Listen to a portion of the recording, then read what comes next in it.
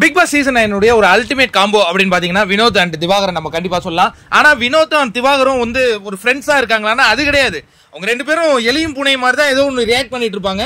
அது பார்க்கிற பார்வையாளர்களாகிய நமக்கு வந்து ஒரு சிரிப்பலையை கண்டிப்பா ஏற்படுத்துதானா? எனக்கெல்லாம் ஏற்படுத்துதுப்பா, உங்களுக்கு ஏற்படுத்துது அப்படிங்கறத கமெண்ட்ல சொல்லுங்க.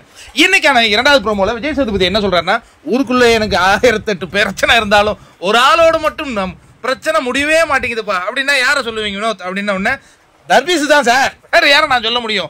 ஐயோயோ நடு ராத்திரில எழுப்பிக்கிறாருங்க, என்ன எழுப்பிக்கிட்டு எனக்கு தனுசு நட்சத்திரம் நீங்க எங்க அப்பா மாதிரி இந்த பொண்ணு கேளுங்கலாம் சொல்றாரு சார். சரி அதை விடுங்க. நடிப்பு ஐயோ இந்த ஸ்விம்மிங் பூலுக்கு மட்டும் ஸ்விம்மிங் பூல் இல்லாத அது கிணறா இருந்திருந்தா ஒரு 6 பேர் நேரம் அதில் விழுந்து போனா உயிர்னு விட்டுருப்போம் சார். அந்த மாதிரி நடிப்பு அரக்கன் நடிப்பு டார்ச்சர் பண்றாரு.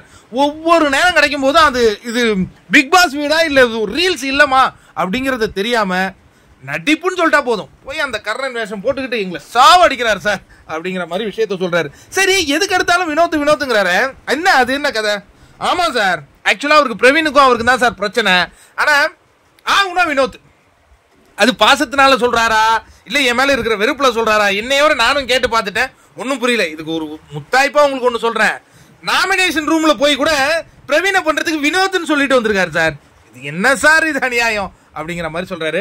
ஆக்சுவலா ஒரு உள்ள போயிட்டு வினோத் பேர் சொன்னாரு, இந்த முறை தான் சொல்ல போறேன்னு சொல்லிட்டு இருந்தாரு. ஒரு காமெடிக்கு சொல்லியிருப்பாருன்னு நினைக்கிறேன்.